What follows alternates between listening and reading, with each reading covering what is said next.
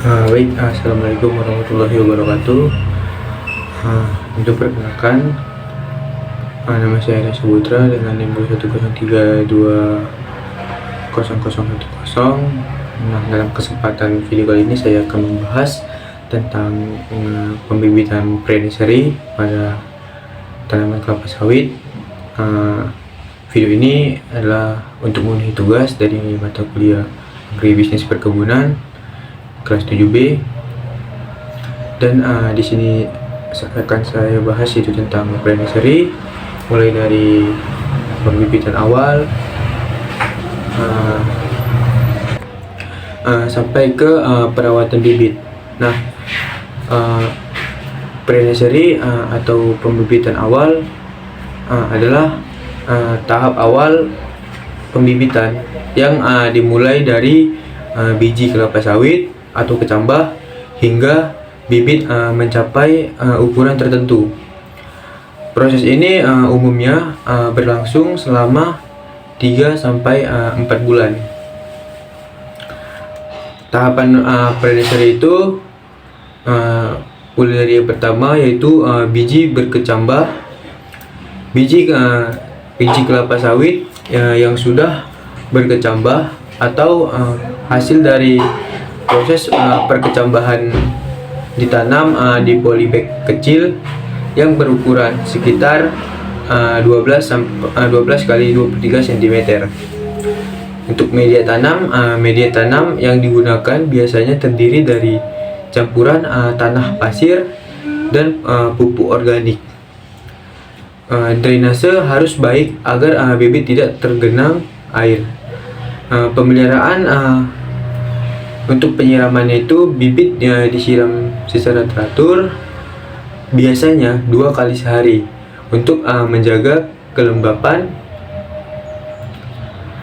dan pemupukan dilakukan diberikan pupuk daun atau pupuk larut air dengan kandungan unsur hara lengkap untuk mendukung pertumbuhan awal bibit.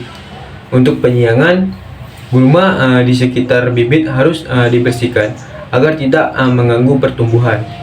Dan untuk lama pemeliharaannya, bibit dipelihara hingga mencapai ukuran 30-40 cm dengan minimal memiliki 4-5 daun. Dan untuk tujuan pre-nursery tersendiri ini yaitu bertujuan untuk memastikan bibit mendapatkan lingkungan awal yang optimal untuk tumbuh. Nah, dan menghasilkan bibit yang sehat dan kuat sebelum dipindahkan ke tahap berikutnya. Nah, sebelum itu kita akan membahas tentang varietas bibit kelapa sawit. Varietas dan jumlah bibit yang ditanam itu tidak selalu sama untuk setiap tahunnya, karena varietas dan jumlah bibit yang digunakan itu semakin tahunnya semakin bertambah. Dan untuk varietas pertama itu ada DYP Sungai Pancur 1 atau Dampi. Varietas DYP Sungai Pancur 1 atau SP1 atau yang lebih dikenal dengan varietas Dampi merupakan varietas dengan keunggulan spesifik laju pertumbuhan meninggi yang lambat, lebih besar 55 cm per tahun atau kurang dari 55 cm per tahun. Dengan karakter ini, varietas Dampi mampu mencapai umur ekonomi hingga 30 tahun atau lebih lama dari varietas lain. Selain pertumbuhan meninggi yang lambat, Dampi juga memiliki keragaan batang yang relatif besar sehingga cocok ditanam di lahan gambut untuk mengurangi potensi rebah. Yang kedua itu ada turunan SP540. Varietas kelapa sawit yang termasuk ke dalam kelompok SP540 merupakan varietas yang dihasilkan dari tetua Piscifera keturunan SP540 murni yang hanya dimiliki oleh PPKS. Varietas dalam kelompok ini terdiri dari, yang pertama itu ada DXP PPKS 540, yang kedua ada DXP Simalungun, dan yang ketiga ada DXP Averroes. Karakter unggulan dari kelompok ini adalah quick starter dan persentase mesokarp per buah yang cukup tinggi. Dengan daya adaptasi cukup luas, varietas ini dapat ditanam di berbagai tipe lahan kelapa sawit atau wilayah datar sampai bergelombang. Selanjutnya ada turunan Yang Ngambi merupakan populasi kelapa sawit asal Afrika yang banyak digunakan sebagai tetua Piscifera, sumber bibit unggul. Varietas kelapa sawit PPKS yang dihasilkan dari populasi ini adalah, yang pertama itu ada DXP Yang Ngambi, yang kedua ada DXP PPKS 239, dan yang ketiga ada DXP PPKS 718. Secara umum populasi ini memiliki keunggulan dalam bobot tandan yang relatif besar. Umumnya Yang Ngambi memiliki kandungan minyak dan mesokarp yang tinggi, jauh lebih tinggi dari populasi lain. Selanjutnya itu ada DXP Langkat. DXP Langkat merupakan varietas pertama yang dirakit PPKS dari hasil rekomendasi tetua-tetua terbaik beberapa populasi Piscifera. Tetua Piscifera hasil rekombinasi antara Piscifera SP540, Yang Ngambi, dan Marihat yang disilangkan dengan duradeli terbaik menghasilkan varietas dengan karakter unggul racis yang relatif pendek atau compact palm dan potensi CPO hingga 8,3 ton per hektar per tahunnya. Selain cocok ditanam di areal bergelombang dan berbukit, varietas ini juga dapat memulai berbuah pada umur 22 tahun setelah tanam. Sejak itu ada DXP 540 Nggi. Tetua varietas DXP komersial PPKS yang merupakan keturunan dari SP540T merupakan salah satu material genetik yang memiliki tingkat ketahanan tinggi terhadap Ganoderma di lapangan. Persilangan yang menunjukkan sifat ketahanan ditetapkan sebagai varietas moderat tahan Ganoderma dan diberi nama DXP 540 NG atau SK Menteri Pertanian Republik Indonesia nomor 641 KPTS KB 010 2017. Frasa NG sendiri memiliki arti New Generation for Ganoderma. Selain memiliki sifat moderat tahan terhadap Ganoderma, varietas DXP 540 NG juga memiliki karakter produksi TBS dan minyak yang sangat baik. Pada umur 6 tahun, varietas ini dapat menghasilkan 35 ton TBS per hektar per tahunnya dengan tingkat rendaman minyak 26,5 sampai 27,4%. Tingkat rendaman minyak yang tinggi disebabkan kandungan mesokarp per buah yang tinggi, yakni 54 sampai 5 maaf saya ulangi, yakni dari 84,5 sampai 87,5%. Nah, dari pembibitan kelapa sawit pada proses pre-nursery dilakukan selama dari mulai 0 sampai 3 bulan dengan menggunakan polybag berukuran kecil atau baby bag. Dan pada proses pembibitan kelapa sawit di pre-nursery ini terdapat 10 proses, yaitu pertama ada persiapan lahan, terus ada pemberi naungan dan media tanam, layan persemaian, pemupukan, pengendalian hama dan penyakit, pengendalian gulma, penyiraman, dan seleksi dan pengangkutan bibit. Nah, yang pertama itu ada di persiapan lahan di bagian pre-nursery.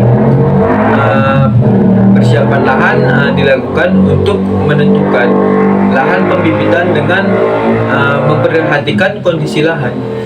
Lokasi lahan pembibitan itu harus dekat dengan sumber air, tanah rata, tidak rawan banjir, mudah dijangkau, dan bebas dari gangguan hewan ternak maupun hewan liar. Sumber air hal yang utama harus diperhatikan guna mencukupi kebutuhan air dalam pembibitan. Nah, selanjutnya itu ada pemberian naungan. Pemberian naungan ini dapat berupa tahap pembibitan awal dengan menggunakan paranet dengan kerapatan 60%, yang artinya cahaya yang masuk ke lokasi pembibitan adalah 40%. Dengan ketinggian tiang naungan itu 2 meter dari permukaan tanah. Pemberian naungan dimaksudkan untuk mengatur persentase penerimaan cahaya sesuai kebutuhan pertumbuhan tanaman.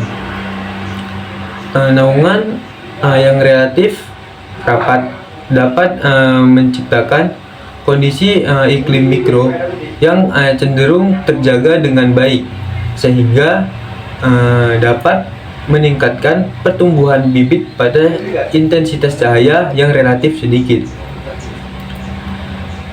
Paranet adalah sebagai bahan pembuat naungan dan pelindung tanaman, dan paranet atau jaring peneduh saat ini penggunaannya sudah sangat meluas, terutama untuk menaungi tanaman yang masih dalam pembibitan. Paranet dibedakan menurut tingkat kerapatannya, mulai dari 20% sampai 80%. Pada paranet dengan kerapatan 80% mampu menghalangi sinar matahari sebesar 80%, sehingga yang masuk ke lahan itu sebesar 20%. Pemberian naungan pada proses pre-nursery ini merupakan juga langkah penting untuk memastikan pertumbuhan bibit yang optimal. Nah, tujuan dari pemberian naungan ini yaitu untuk berfungsi untuk melindungi bibit kelapa sawit dari sinar matahari secara langsung yang berlebihan. Jadi terhindar tidak secara langsung itu matahari langsung terkena ke bibitnya, yang dapat menyebabkan stres pada tanaman. Naungan juga membantu menjaga kelembapan tanah dan mengurangi suhu di sekitar bibit. Untuk jenis pemberian naungan itu ada dua, yaitu naungan alami dan naungan buatan. Naungan alami yaitu dengan menggunakan pohon-pohon besar yang sudah ada di lahan sebagai naungan alami.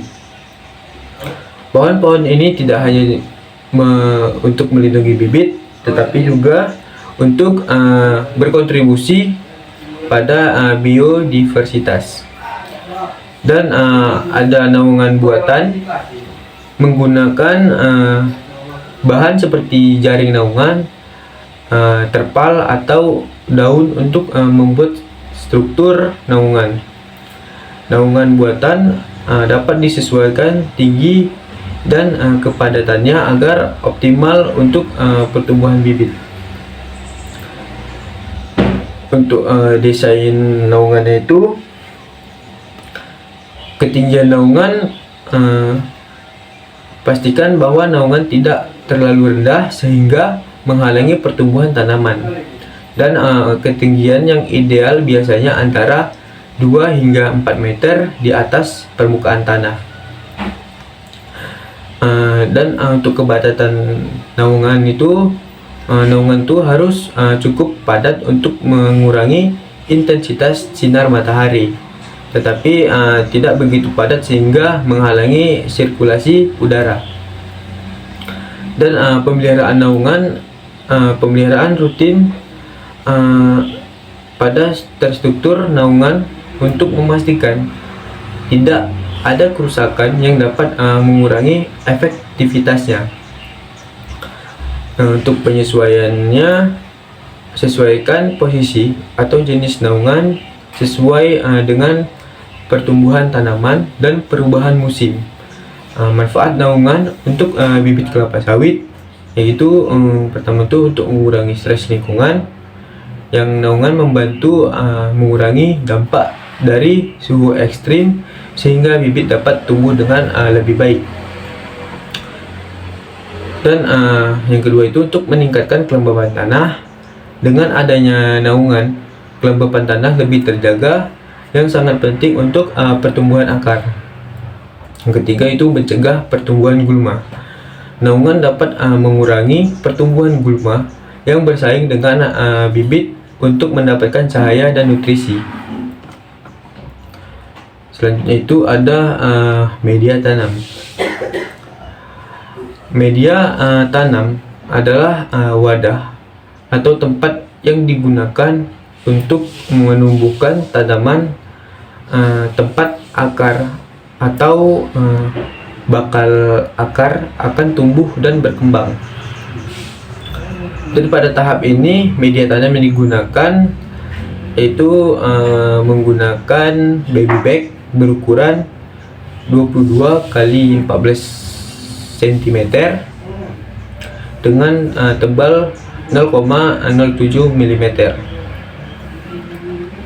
Tanah yang digunakan adalah tanah lapisan atas atau top, yang biasa dikenal topsoil, yang gembur, subur, dan bersih dari potongan kayu. Nah, dan banyak juga mengandung bahan organik dengan kelembapan tanah relatif 75 sampai 80%. Tanah topsoil atau tanah lapisan atas adalah tanah yang berada pada bagian atas permukaan bumi dan dapat ditemukan hingga mencapai kedalaman 30 cm. Tanah ini mengandung bahan organik yang tinggi karena proses pelapukan bahan-bahan organik seperti dedaunan atau ranting-ranting kayu yang membusuk. Sehingga manfaat tanah atau topsoil ini adalah untuk dapat memperbaiki struktur tanah dan dapat memperbaiki udara di dalam tanah serta sebagai media tumbuh yang menjadi sumber utama pemasok nutrisi kebutuhan bibit sawit yang penting untuk pertumbuhan. Tanah sebelum diisi ke baby bag itu diayak dengan menggunakan ayakan dengan ukuran 1 cm dan dicampur dengan pupuk dolomit dengan dosis itu 2 gram per baby bag. Pupuk dolomit mengandung unsur hara, kalsium oksida atau CaO dan magnesium oksida atau MgO. Berguna untuk menyuburkan tanah dan menetralkan keasaman atau menaikkan pH tanah. Bibit kelapa sawit cocok dibudidayakan pada pH tanah 5,5 sampai 7,0. Dalam pengisian tanah ke dalam baby bag, tanah harus diisi sampai ketinggian 2 cm dari bawah bibir baby bag. Pada saat menanam kecambah ke dalam baby bag, harus diperhatikan plumula atau bakal batang berwarna kekuning-kuningan dan radikula atau bakal akar berwarna keputih-putihan. Ciri-ciri kecambah yang normal adalah radikula lebih tinggi dari plumula. Radikula dan plumula tumbuh lurus serta berlawanan arah. Panjang maksimum radikula adalah 5 cm dan plumula 3 cm. Kecambah ditanam dengan plumula menghadap ke atas dan radikula ke bawah sedalam 2 sampai 3 cm. Dan untuk komposisi media tanam ini, yang pertama itu ada memakai tanah subur. Pilih tanah yang gembur, kaya akan bahan organik dan memiliki pH antara 5,5 hingga 6,5. Tanah yang subur mendukung pertumbuhan akar yang sehat. Kompos atau pupuk organik. Penambahan kompos dapat meningkatkan kesuburan media tanam. Kompos juga membantu mempertahankan kelembapan dan menyediakan nutrisi yang dibutuhkan oleh bibit. Pasir dapat dicampurkan untuk meningkatkan drainase, mencegah genangan air dan membantu aerasi tanah. Campuran yang baik biasanya terdiri dari 50% tanah, 30% kompos, dan 20% pasir. Untuk sifat media tanam ini, untuk kelembapan, media tanam harus mampu menyimpan kelembapan yang cukup, tetapi juga harus memiliki drainase yang baik untuk menghindari genangan air yang dapat merusak akar. Untuk aerasi, struktur media tanam harus cukup porous agar akar dapat bernafas dengan baik. Hal ini penting untuk mencegah pembusukan akar. Nutrisi, media tanam harus kaya akan nutrisi hara esensial seperti nitrogen, fosfor, dan kalium untuk mendukung pertumbuhan bibit. Itu persiapan media tanam. Pertama itu harus sterilisasi. Media dapat disterilkan untuk membunuh hama dan patogen yang dapat mengganggu pertumbuhan bibit. Metode sterilisasi dapat dilakukan dengan cara penguapan atau pemanasan. Pencampuran, campurkan semua bahan media hingga merata sebelum ditaruh dalam polybag. Pemeliharaan media tanam ini yang itu harus pemeriksaan kelembapan dan pastikan media tetap lembab tetapi tidak tergenang. Lakukan penyiraman secara rutin sesuai dengan kebutuhan. Selanjutnya itu pemberian nutrisi tambahan. Selama masa pertumbuhan, berikan pupuk tambahan sesuai kebutuhan untuk memastikan nutrisi yang cukup bagi bibit. Selain itu ada layout persemian. Layar persemian merupakan suatu tempat yang digunakan untuk memproduksi bibit tanaman kelapa sawit yang siap ditanam untuk periode kegiatan penanaman tertentu. Baby bag berisi tanah disusun rapat dan rapi membentuk bedengan dengan ukuran 12 kantong melebar. Lebar 12 kantong bertujuan untuk memudahkan perawatan dan pengendalian gulma dalam pre-nursery. Karena panjang rata-rata tangan orang dewasa di Indonesia hanya dapat mencapai 6 kantong baby bag dari setiap sisi, dan panjangnya tergantung kepada jumlah bibir per nomor kelompok kategori. Pinggir bedengan diberi palang kayu atau disemen agar baby bag tidak tumbang. Antara bedengan disediakan jalan seluas 50 cm memanjang persemaian. Setiap bedengan dilengkapi dengan papan nama yang berisi jenis tanaman, jumlah, dan tanggal persemaian. Kegiatan di persemaian secara lengkap meliputi penyiraman, perumputan, dan pemupukan, pemberantasan hama dan penyakit.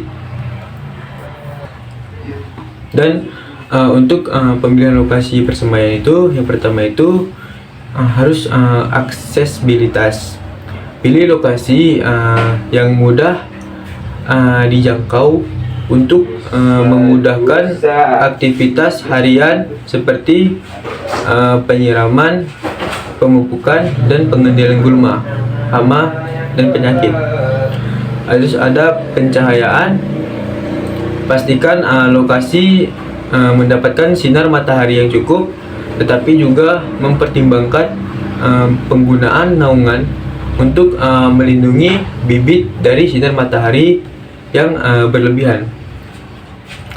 Untuk ukuran persemaian, tentukan ukuran persemaian berdasarkan jumlah bibit yang akan ditanam. Persemaian biasanya memiliki luas yang bervariasi, tetapi ukuran umum adalah antara 100 hingga 500 meter persegi, tergantung pada skala budidayanya. Untuk desain bedengan, pengaturan bedengan, buat bedengan dengan lebar sekitar 1 meter dan tinggi 20-30 cm. Jarak antar bedengan sebaiknya 0,5 hingga 1 meter untuk memudahkan akses. Jarak tanam bibit dalam polybag dengan jarak sekitar 30 sampai 50 cm antar bibit. Hal ini memungkinkan akar memiliki ruang untuk berkembang dengan baik. Dan itu ada sistem irigasi. Rancang sistem irigasi yang efisien. Pastikan setiap bedengan memiliki akses air yang baik untuk menjaga kelembapan media tanam. Gunakan sistem irigasi tetes atau sprinkler untuk mempermudah pengaturan kelembapan yang tepat. Naungan dan rencanakan naungan yang cukup untuk melindungi bibit dari sinar matahari secara langsung. Dan untuk rencana pemeliharaannya itu buat jadwal pemeliharaan yang jelas, termasuk penyiraman, pemupukan, dan pengendalian hama. Rencanakan waktu tertentu untuk kegiatan ini agar bibit selalu dalam kondisi yang optimal. Dan catat perkembangan setiap bedengan untuk memudahkan monitoring pertumbuhannya. Selanjutnya itu ada masuk ke pemupukan. Pemupukan dilaksanakan pada periode umur bibit 1 sampai 3 bulan. Pemupukan dilakukan pada saat bibit berumur 4 minggu setelah tanam, yaitu ketika bibit memiliki satu helai daun berwarna hijau tua.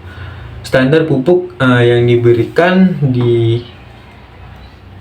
PPKS pada saat pre-nursery adalah pupuk urea dan pupuk NPK Mg dengan perbandingan 15 15 64 N 15%, P 15%, dan K 6%, dan Mg 4%, yang berperan penting untuk pertumbuhan dan melengkapi unsur hara sesuai dengan kebutuhan bibit kelapa sawit.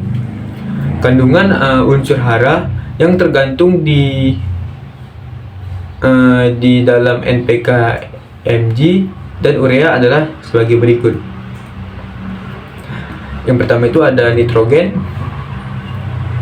Nitrogen sangat berguna dalam melakukan percepatan terhadap pertumbuhan dari tunas tanaman, sehingga banyak diperlukan dalam tahap pembibitan.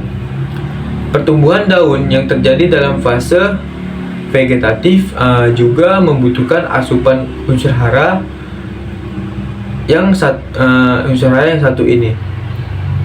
Pertumbuhan dari bibit sawit bisa menghambat jika kekurangan unsur penting ini. Bibit sawit yang kekurangan unsur hara menyebabkan daun jadi berwarna hijau pucat dan kekuningan. Tulang daun berubah warna menjadi kuning cerah dan bibit menjadi kerdil. Contoh jenis pupuk yang mengandung unsur nitrogen yaitu pupuk urea dan NPK Mg. Selanjutnya itu ada fosfor yang berguna untuk membantu fotosintesis di bagian daun. Bibit sawit yang kekurangan unsur hara ini menyebabkan bintik kuning di bagian daun. Biasanya terus menyebar hingga menyatu. Bahkan bisa membuat seluruh bagian daun menjadi oranye. Setelah itu ada kalsium. Kalium ini berguna untuk membantu meningkatkan resistensi tanaman terhadap kekeringan, racun, dan hama. Unsur kalium juga mengatur fungsi stomata pada daun dan berperan penting dalam penyerapan fotosintesis.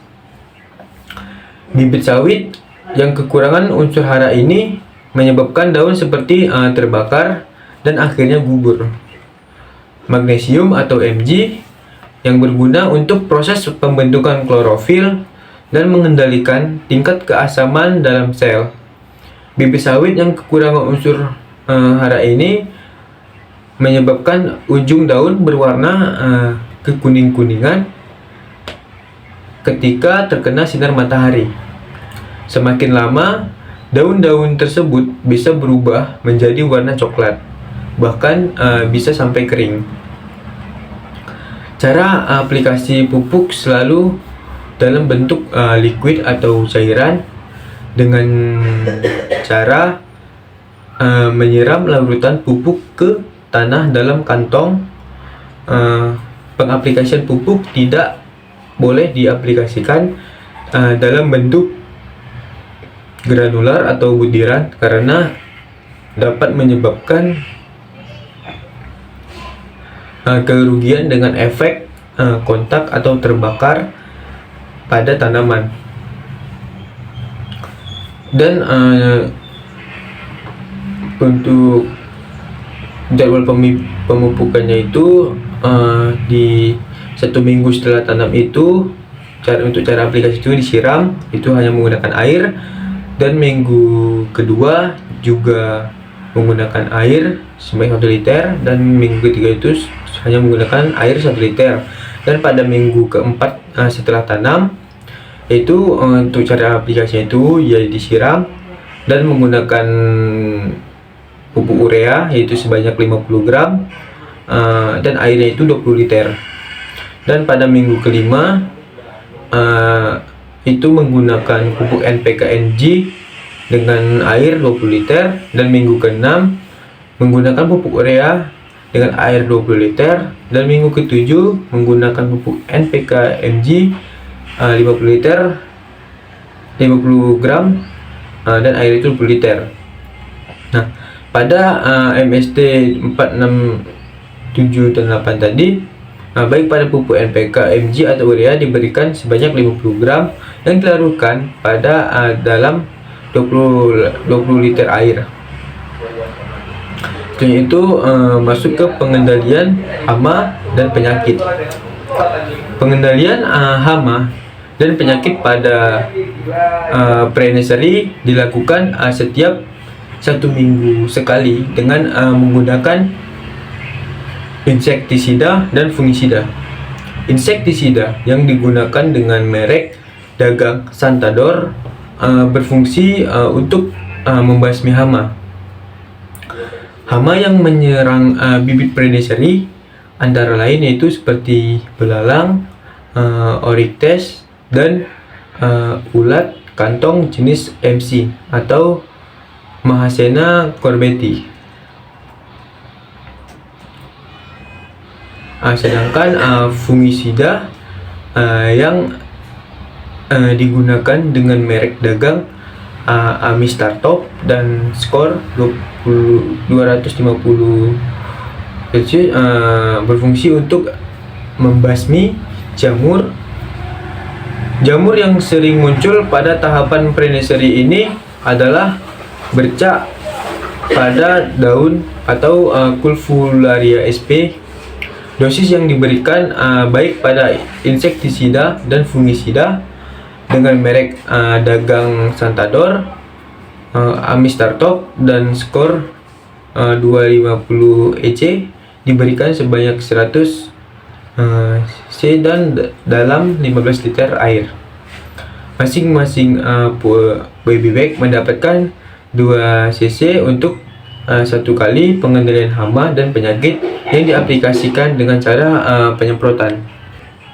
Dan selain itu bisa juga melakukan pencegahan, yaitu dengan pengelolaan lingkungan, yaitu dengan menjaga kebersihan area persemaian dengan menghilangkan sisa-sisa tanaman dan gulma yang dapat menjadi tempat berkembang biaknya hama dan penyakit.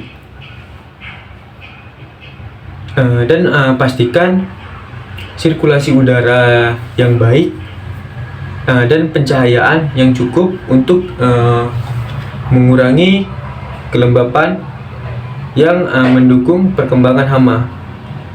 Selain itu, pemilihan bibit yang sehat itu juga dapat memastikan bahwa terhindar dari hama dan penyakit, dan memonitoring rutin, yaitu dengan lakukan pemeriksaan rutin terhadap bibit dan lingkungan sekitarnya untuk mendeteksi keberadaan hama lebih awal. Dan tidak lupa pula untuk mencatat setiap gejala yang muncul seperti kerusakan daun atau pertumbuhan yang terhambat. Dan untuk metode pengendalian itu tadi, selain dengan pengendalian kimia, juga bisa melakukan pengendalian secara biologis, yaitu dengan memperkenalkan menggunakan musuh alami hama seperti predator kutu daun atau parasitoid dapat membantu mengendalikan populasi hama secara alami. Dan menggunakan pengendalian fisik, yaitu gunakan perangkap untuk menangkap hama. Misalnya perangkap lengket dapat digunakan untuk mengurangi populasi kutu daun. Terus yang kedua itu melindungi bibit dengan menggunakan jaring atau penutup fisik untuk mencegah serangan langsung. Setelah itu lakukan evaluasi dan penyesuaian. Setelah menerapkan pengendalian tadi, kita tahu bagaimana untuk mengambil efektivitas tindakan yang harus diambil. Dan jika diperlukan, lakukan penyesuaian strategi untuk mengatasi masalah-masalah yang muncul dalam proses pengendalian hama dan penyakit. Selanjutnya itu masuk ke pengendalian gulma. Pembibitan harus tetap dijaga bebas dari gulma. Pengendalian gulma pada pre-nursery dilakukan dengan menyiangi gulma secara manual yang ada pada baby bag tanpa ada ketentuan waktu penyiangan, termasuk juga pekerjaan penambahan tanah dalam kantong bagi bibit-bibit yang terbuka dasar bonggol akarnya dan bibit yang doyong.